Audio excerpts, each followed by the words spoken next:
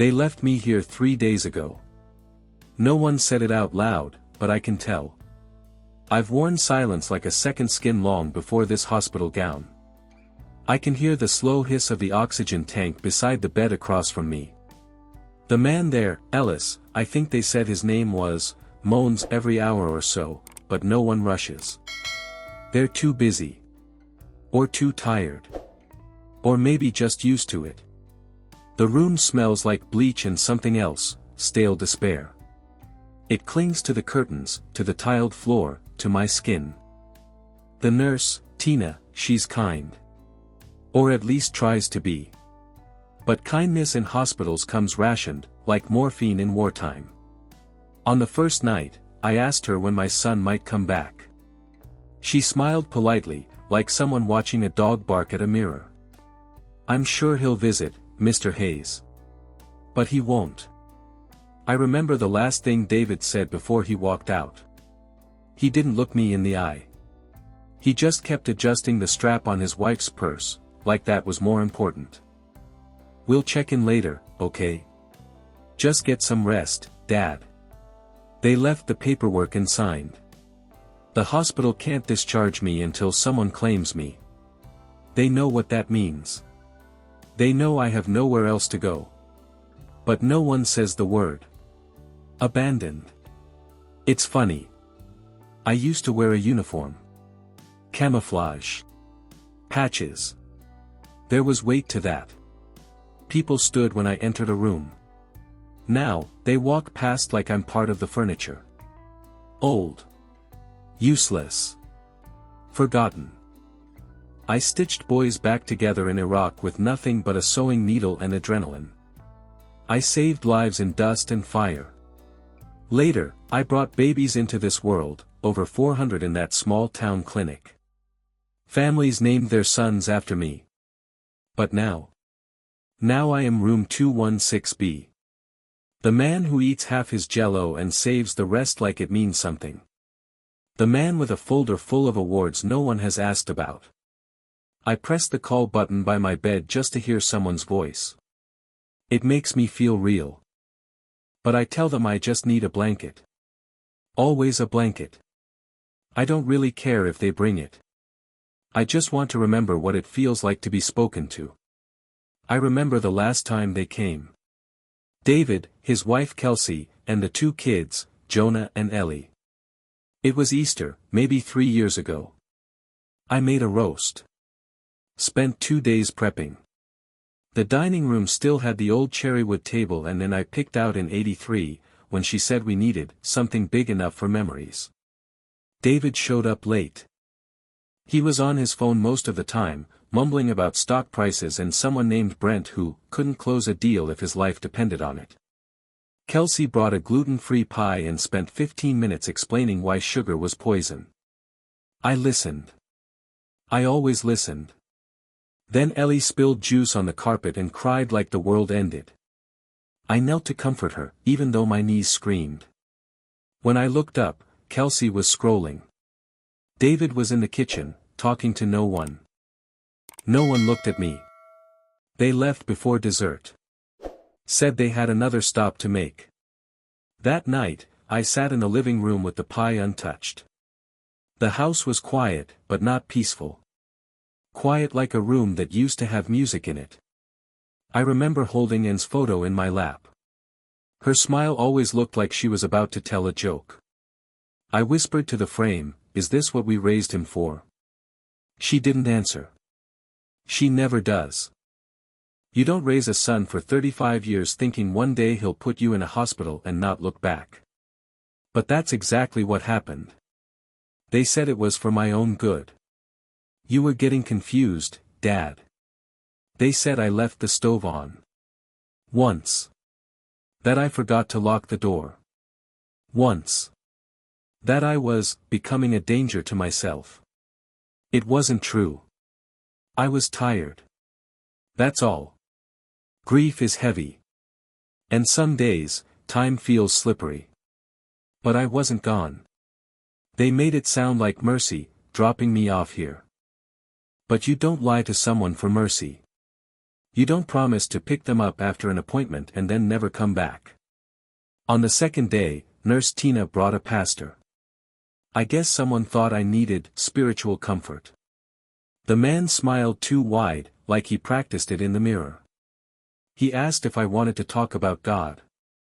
No, I said, but I'd like to talk to someone who remembers my name. He didn't stay long. They say when you get old, you become invisible. I didn't believe it. Not until the orderlies stopped making eye contact. Not until the receptionist at the front desk handed me a pen like I might drop it. Not until David started talking about me in the third person, while I was still in the room. He's just not himself anymore, he said to the nurse. I was right there. Sitting. Listening. Remembering everything. You know what's worse than being abandoned? Being erased, piece by piece, while you're still breathing. The mind stays sharp, even when the hands tremble. The heart still beats, even after it breaks. I started keeping a notebook. They think it's for mental exercise. They're half right. I write down everything. What they say. What they don't say. When they come. When they don't. Every lie. Every betrayal. Not out of spite. No. Out of clarity. Because one day, they'll want to remember. And I want to be the one holding the truth. The human body is a story. I spent my life learning to read it, muscle memory, fatigue lines, the way grief stiffens the spine. I saw it in war. I saw it in birth. I saw it in loss. I saw it again, 2 weeks ago, in the mirror of the hospital bathroom. There I stood, 72, wrapped in thin cotton, skin loose around the edges like an old coat. But my eyes? My eyes were still mine. Still sharp. Still seeing. They forgot I was trained to observe. To remember. To diagnose. I wasn't just a doctor. I was a soldier first, a medic in the 121st Medical Battalion during the Gulf. I've carried boys with no legs across fire fields and kept them alive with my hands and teeth. I've worked 60-hour shifts and come back the next day. And now, suddenly, I'm a man who forgets to turn the stove off. Please. David and Kelsey think they did me a favor. That this place, this sterile prison with hourly blood pressure checks and bland chicken, is better than living alone. But it wasn't about my safety. It was about convenience. I was starting to need more, and they were starting to care less. It's easier to sedate the inconvenient than to love them. But they underestimated the one thing I still had, my mind. Last week, Tina left the admin computer open at the nurse's desk. She trusts me, thinks of me as sweet old Mr. Hayes. She doesn't know I taught myself to hack military-grade radio signals when our convoy's comms were fried. Doesn't know I read faster than her whole team combined. One click. That's all it took. I found David's emergency contact info, listed next to mine. But he'd added a note. A short, clean sentence that said more than any conversation ever could. Do not resuscitate without consulting power of attorney. Family prefers palliative approach. That was it. That's how they write you out. 3 years ago, I drove Jonah to baseball practice, singing old Billy Joel songs the whole ride. 2 years ago, Ellie fell and called me her brave knight when I picked her up and kissed her scraped knee. Now I'm a liability. A checkmark on a legal form. They think I'll die quietly here. Fade into the sheets. But I didn't spend my life serving others just to be buried by the ones I raised. That night, I made a list. Not of revenge. Not like in the movies. A list of what I still had. My military pension. My degrees. My license, still valid. My old patient files, stored in a hard drive in my home office. My neighbor, Jeanette, who still leaves letters on my porch, asking why I haven't answered. And my will. My original will. They thought I'd forgotten that too. They were wrong. It began with a letter. Not an email, not a text. A real letter, pen on paper, ink slightly smudged. I wrote it the old way, like and used to, with slow, careful words that meant something. I addressed it to Jeanette, my neighbor for 26 years, the one who always left tomatoes on my porch and believed kindness was a currency. I asked her to visit me. 3 days later, she appeared in the doorway of room 216B, holding a Tupperware full of lemon bars and eyes full of worry.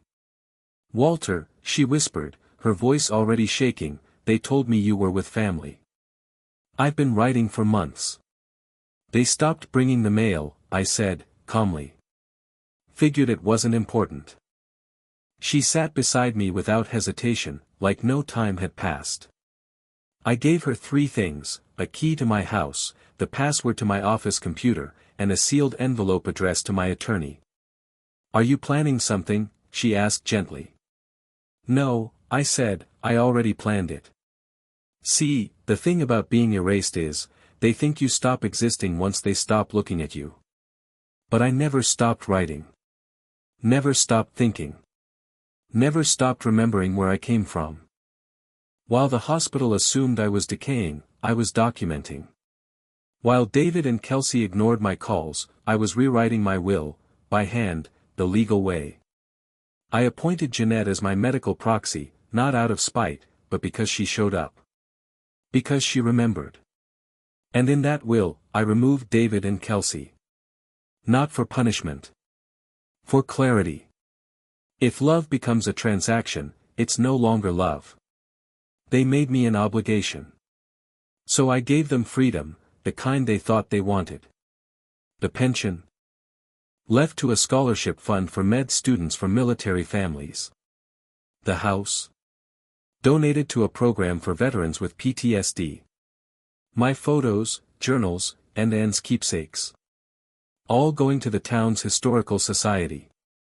Every trace of my life, redirected with precision. Quiet. Dignified. Intentional. The next day, I called a meeting with the hospital administrator. I explained the situation. That I was of sound mind.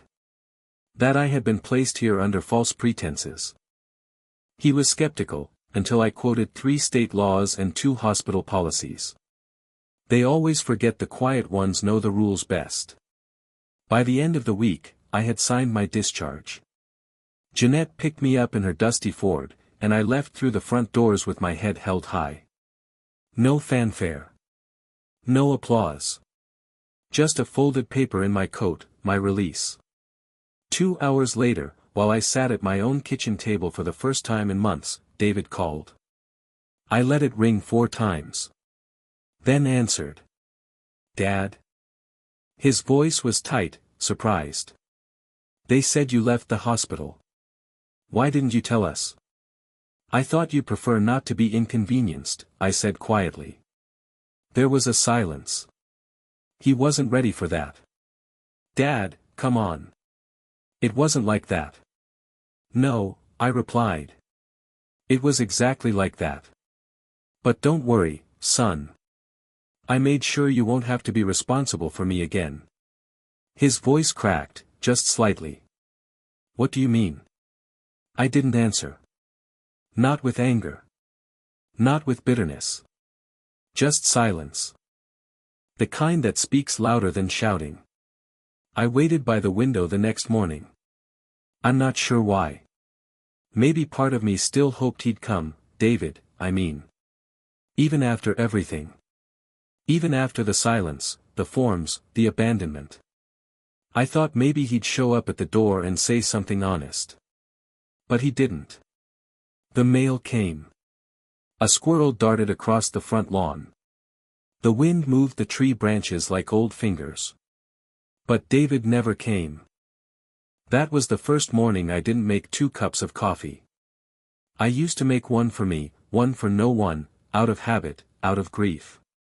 I used to pretend and might still come down the hallway, tying her hair back, smiling that crooked smile that told me she hadn't really slept, but didn't want to say so.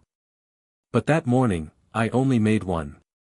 Jeanette stopped by around noon with some groceries, tomatoes, bread, milk, and 2 nectarines. She didn't ask how I was. She knew better. Your roses need water, she said, glancing toward the backyard. They've needed more than that for a while, I replied. I followed her outside.